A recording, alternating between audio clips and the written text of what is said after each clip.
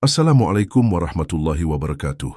Saudaraku yang dirahmati Allah, rumah tangga adalah perahu kecil yang berlayar di samudera kehidupan.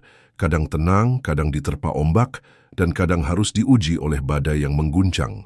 Allah menjadikan suami sebagai nahkoda dan istri sebagai pendamping setia yang menjaga layar, agar perjalanan itu sampai ke dermaga kebahagiaan. Namun, bagaimana jadinya jika pendamping itu justru menolak arahan, menentang perintah, dan merusak keseimbangan bahtera? Maka cahaya rumah tangga yang semula terang akan meredup, bahkan bisa padam. Durhaka seorang istri pada suami bukan sekadar persoalan kecil dalam rumah tangga. Ia adalah retakan yang bisa menghancurkan pondasi cinta, menutup pintu keberkahan, dan bahkan mendatangkan murka Allah. Karena itu, para ulama menegaskan, kedurhakaan istri bukan hanya luka bagi suami, tetapi juga noda yang menghalangi dirinya dari ridha Sang Pencipta. Disinilah kita perlu merenung, mengapa ketaatan seorang istri pada suaminya begitu agung dalam pandangan syariat? Mengapa kedurhakaan istri justru begitu berbahaya, tidak hanya bagi dirinya, tetapi juga bagi keluarganya? Mari kita menelusuri jejak hikmah dari sejarah, nasihat para ulama dan pesan abadi dari Al-Quran dan hadis, agar kita memahami makna sesungguhnya dari rumah tangga yang diberkahi. Saudaraku yang mulia, sejak awal risalah, rumah tangga selalu menjadi cermin ketaatan manusia kepada Allah. Bahkan dalam kisah para nabi, kita menemukan gambaran nyata tentang betapa berbahayanya seorang istri yang durhaka pada suaminya. Kita mengenal istri Nabi Nuh alaihissalam dan istri Nabi Luth alaihissalam. Keduanya hidup di bawah naungan seorang nabi, namun hati mereka membangkang. Mereka tidak taat, mereka berkhianat pada amanah rumah tangga, hingga akhirnya Allah abadikan nama mereka dalam Al-Quran sebagai pelajaran bagi seluruh umat manusia. Firman-Nya dalam surah At-Tahrim ayat 10, Allah membuat perumpamaan bagi orang-orang kafir, istri Nuh dan istri Luth. Keduanya berada di bawah pengawasan dua orang hamba yang saleh di antara hamba-hamba kami, lalu kedua istri itu berkhianat kepada suaminya, maka suami-suaminya itu tidak dapat membantu mereka sedikit pun dari siksa Allah, dan dikatakan kepada keduanya, masuklah ke dalam neraka bersama orang-orang yang masuk neraka. Perhatikanlah, wahai saudaraku, meskipun mereka adalah istri dari Nabi yang mulia, kedurhakaan mereka memutus segala hubungan. Suami mereka yang seorang nabi sekalipun tidak mampu menolong di hadapan Allah. Demikian pula dalam sejarah umat Islam, para ulama sering menekankan bahwa ridha suami adalah gerbang bagi ridha Allah, dan murka suami dapat menyeret istri kepada kemurkaannya. Imam Al-Ghazali rahimahullah dalam Ihya Ulumuddin menjelaskan bahwa seorang istri yang mengabaikan ketaatan kepada suaminya sama halnya telah mengabaikan hak-hak Allah yang dititipkan melalui suaminya. Maka jelaslah bagi kita, kedurhakaan seorang istri bukan hanya persoalan pribadi. Ia adalah cermin dari kerapuhan iman dan bayangan dari hati yang lalai akan perjanjian suci dalam akad nikah. Saudaraku yang dirahmati Allah, mengapa syariat menekankan begitu kuat tentang ketaatan seorang istri kepada suaminya? Sebab pernikahan bukan hanya ikatan cinta antara dua insan, melainkan akad suci yang mengandung tanggung jawab spiritual. Di dalamnya ada hak dan kewajiban yang saling mengikat, sebagaimana sabda Nabi Muhammad, seandainya aku boleh memerintahkan seseorang untuk bersujud kepada selain Allah, niscaya aku akan perintahkan seorang istri untuk bersujud kepada suaminya, karena begitu agungnya hak suami atas istri. Hadis riwayat Tirmidzi, Ibnu Majah. Perhatikanlah, wahai saudaraku, Rasulullah tidak menyuruh istri benar-benar bersujud, sebab sujud hanya untuk Allah. Tetapi beliau menggambarkan betapa tingginya kedudukan seorang suami di mata istrinya, hingga tidak ada bentuk penghormatan yang lebih tinggi lagi untuk menggambarkannya. Ketaatan seorang istri bukanlah bentuk perbudakan, melainkan jalan menuju keberkahan. Ketika seorang istri taat, ia bukan hanya membahagiakan suaminya, melainkan sedang membuka pintu ridha Allah. Karena ridha suami, sebagaimana dijelaskan para ulama, adalah bagian dari ridha Allah. Imam Al-Ghazali dalam Nasihatul Muluk menulis bahwa rumah tangga bagaikan kerajaan kecil.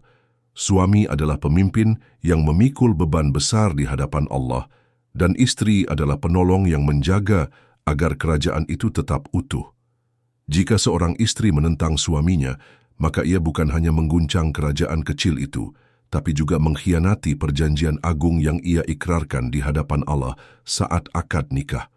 Maka, ketaatan seorang istri sejatinya adalah ibadah. Ia adalah bentuk syukur, kesabaran, dan keikhlasan. Dan justru disitulah kemuliaannya. Karena setiap pelayanan, setiap pengorbanan, dan setiap kesetiaan akan ditulis sebagai pahala di sisi Allah. Saudaraku yang mulia, jika ketaatan seorang istri adalah cahaya yang menerangi rumah tangga, maka kedurhakaan adalah kegelapan yang meruntuhkannya. Durhaka seorang istri pada suaminya bukan hanya perkara menolak perintah, tetapi juga meliputi sikap membangkang, merendahkan, mengkhianati, dan mengabaikan hak-hak suami. Rasulullah dengan tegas mengingatkan dalam sebuah hadis, ada 3 golongan yang salat mereka tidak akan melewati kepala mereka sejengkal pun. Budak yang melarikan diri dari tuannya hingga ia kembali. Seorang wanita yang marah pada suaminya, sementara suaminya ridha padanya, dan orang yang menjadi imam bagi suatu kaum, padahal mereka membencinya. Hadis riwayat Tabrani dan Hakim. Bayangkanlah, wahai saudaraku, seorang istri yang durhaka pada suaminya, ibadahnya terhalang, salatnya tidak diangkat ke langit, doanya terhijab. Betapa ruginya keadaan itu. Ia mungkin merasa masih beribadah, tetapi pintu langit tertutup karena hatinya membangkang pada orang yang seharusnya ia taati. Lebih dari itu, kedurhakaan seorang istri bisa membawa murka Allah hingga menutup pintu surga baginya.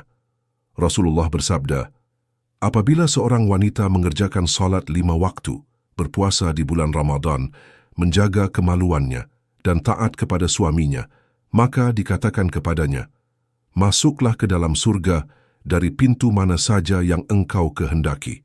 Hadis riwayat Ahmad. Namun sebaliknya, jika ia mengabaikan ketaatan itu, maka pintu surga yang luas menjadi tertutup. Kedurhakaan membuat cinta berubah menjadi kebencian, membuat doa kehilangan keberkahan, dan membuat rumah tangga kehilangan rahmat. Imam Al-Ghazali mengingatkan bahwa durhaka seorang istri adalah bibit kehancuran yang perlahan akan meruntuhkan bangunan rumah tangga. Sebab jika seorang istri tidak menghormati suaminya, maka anak-anak akan kehilangan teladan. Dan bila anak-anak kehilangan teladan, maka generasi yang lahir pun akan rapuh. Maka jelaslah, kedurhakaan seorang istri bukan sekadar masalah pribadi. Ia adalah bencana yang bisa merambat ke masa depan, menghancurkan cinta, meruntuhkan keluarga, dan menutup pintu keberkahan dari Allah Subhanahu wa Ta'ala. Saudaraku yang mulia, setelah kita merenungi betapa agungnya ketaatan seorang istri dan betapa dahsyatnya bahaya kedurhakaan, kini tibalah saatnya kita menundukkan kepala, bertanya pada diri sendiri, sudahkah kita menjaga amanah yang Allah titipkan dalam rumah tangga kita? Wahai para istri, renungkanlah. Suamimu bukan hanya pasangan hidup, tetapi ia adalah jalanmu menuju ridha Allah. Ketika engkau melayaninya, engkau sedang melayani Sang Pencipta. Ketika engkau memuliakannya, engkau sedang mengetuk pintu surga. Namun ketika engkau membangkang, apakah engkau rela pintu surga itu tertutup? Wahai para suami, renungkan pula. Apakah engkau sudah membimbing istrimu dengan ilmu, kasih sayang, dan kesabaran? Sebab kedurhakaan seorang istri kadang lahir dari kelalaian seorang suami yang tidak menunaikan haknya. Maka jangan hanya menuntut taat, tapi juga tunaikan amanahmu sebagai qawwam, pemimpin yang adil dan penuh rahmat. Dan kita semua, baik suami maupun istri, hendaknya merenung dalam keheningan malam. Apakah rumah tangga kita hari ini dipenuhi cahaya ketaatan, ataukah perlahan meredup karena kedurhakaan? Apakah kita menumbuhkan cinta karena Allah, ataukah cinta kita mulai pudar karena ego dan kesombongan? Apakah kita sedang membangun rumah yang diberkahi, ataukah tanpa sadar merobohkannya dengan perbuatan kita sendiri? Imam Al-Ghazali pernah menulis, rumah tangga adalah ladang akhirat. Barang siapa menanam benih taat di dalamnya, ia akan memanen surga. Tetapi barang siapa menanam duri durhaka, ia akan menuai penyesalan. Maka, saudaraku, mari kita jaga hati, kita jaga lisan, kita jaga perbuatan. Jangan sampai rumah yang seharusnya menjadi tempat teduh, justru berubah menjadi neraka kecil karena kedurhakaan. Saudaraku tercinta, rumah tangga adalah cermin jiwa. Jika di dalamnya ada ketaatan, ia akan bercahaya seperti pelita yang menuntun penghuninya menuju surga. Tetapi jika di dalamnya bersemayam kedurhakaan, maka ia akan meredup, menimbulkan luka, dan perlahan hancur oleh murka Allah. Ketahuilah, surga bukan hanya dibangun dengan salat, puasa, dan zikir, tetapi juga dengan kesetiaan seorang istri kepada suaminya, dengan kelembutan suami kepada istrinya, dan dengan kesabaran keduanya dalam menempuh jalan yang penuh ujian. Maka mari kita berdoa, Ya Allah, jadikanlah rumah tangga kami taman surga di dunia, tempat di mana cinta tumbuh karenamu, tempat di mana ketaatan dijaga, dan tempat di mana cahayamu selalu menyinari. Jauhkanlah kami dari kedurhakaan yang memadamkan berkah, dan tuntunlah kami agar selalu berada di jalan yang Engkau ridai. Wahai saudaraku, ingatlah, hidup ini singkat.